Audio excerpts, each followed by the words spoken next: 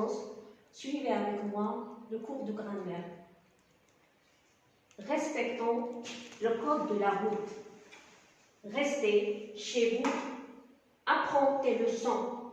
Ne traversez pas quand le feu est vert. Brosse-toi les dents après chaque repas.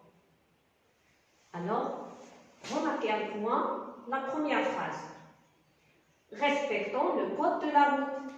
Il commence par un verbe qui n'a pas de pronom. Regardez, ONS, mais il n'a pas nous. Donc, c'est un verbe conjugué à l'impératif. Donc, je vais écrire ici.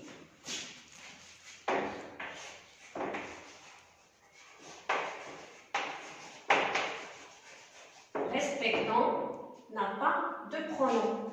Donc, parce qu'on n'a pas dit nous respectons. Donc, c'est l'impératif.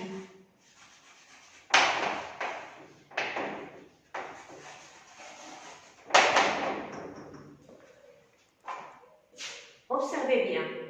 Respectons le code de la route. Regardez, il se termine par un point d'exclamation. Donc, la ponctuation ici, c'est le point d'exclamation. Essayons de regarder le sens, ou bien le sens de cette phrase. Respectons le code de la route. Qu'est-ce qu'il exprime? Bien sûr, il exprime un ordre.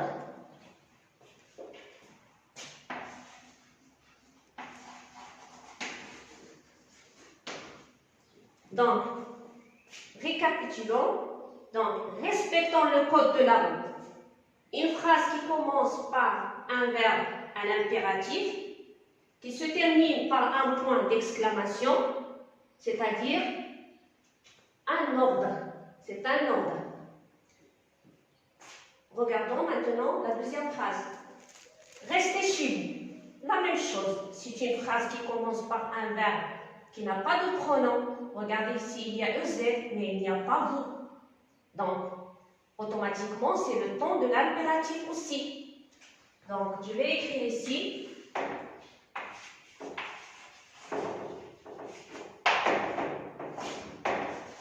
C'est l'impératif. C'est le temps de l'impératif. L'impératif présent, bien sûr. Et remarquez ici aussi, il y a le point d'exclamation à la fin. Le point d'exclamation. Donc, généralement, lorsqu'on a un point d'exclamation avec une phrase qui commence par un verbe à l'impératif, il exprime un ordre parce que c'est un règlement. Regardez, parce que lorsqu'on dit respectons le code de la route, c'est un règlement. Restez chez vous et surtout, en cette période, restez chez vous, surtout vous les enfants, c'est un ordre. Donc, on passe à la troisième phrase. Apprends tes leçons. Aussi, c'est une phrase qui commence par un verbe sans pronom. Regardez, apprends, mais on n'a pas écrit tu. Donc, c'est une phrase, c'est un verbe conjugué à l'impératif aussi, parce qu'il n'a pas de pronom.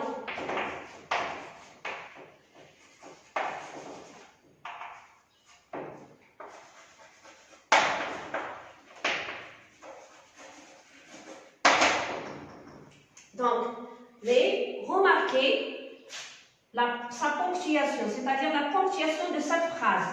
C'est un point simple. C'est un point simple. Donc ici, ce n'est pas un ordre, mais c'est un conseil.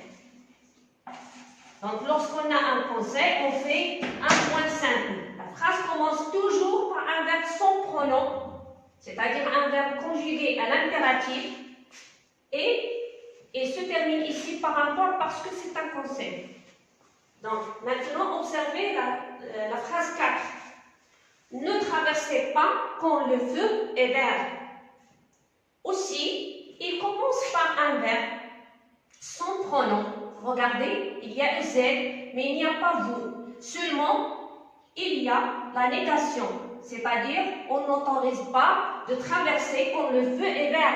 Donc, c'est une loi aussi. C'est un règlement. Ne traversez pas quand le feu est vert.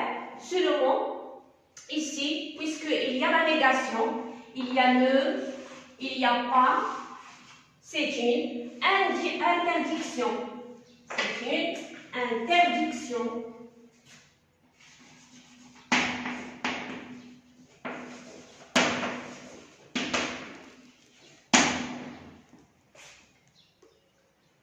Donc, c'est le verbe traverser.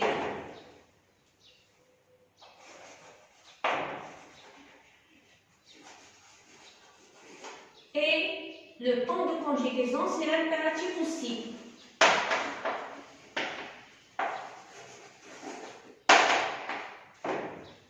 Sa ponctuation, c'est le point d'exclamation. Parce que c'est une interdiction. Donc, on fait le point d'exclamation lorsqu'on a un ordre. Et aussi une interdiction parce que dans l'interdiction, il y a un ordre. Donc, cinquièmement, la phrase 5, regardez. Brosse-toi les dents après chaque repas. Aussi, il commence par un verbe sans pronom. Donc, on dit brosse-toi les dents après chaque repas.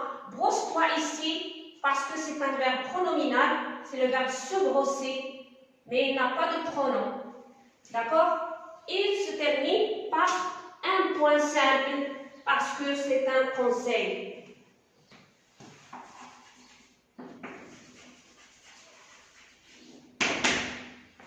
Donc, je vais l'écrire ici. Brosse.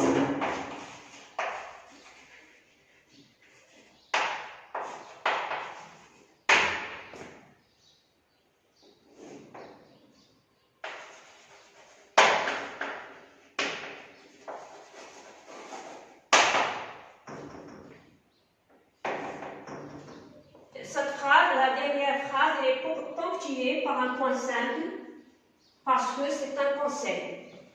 Donc, vous avez compris que toutes les phrases qui sont là, ils commencent par un verbe à l'impératif. Donc, c'est une phrase impérative. C'est une phrase, et c'est le titre de notre leçon, la phrase impérative.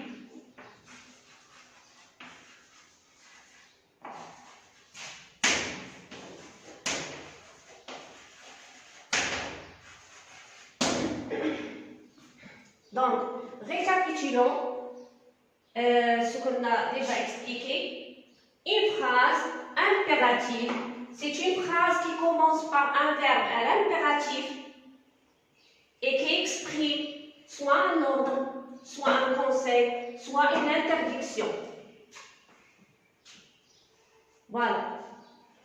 Donc, essayez de prendre une ardoise et de faire ces phrases avec moi. Donc, je m'entraîne.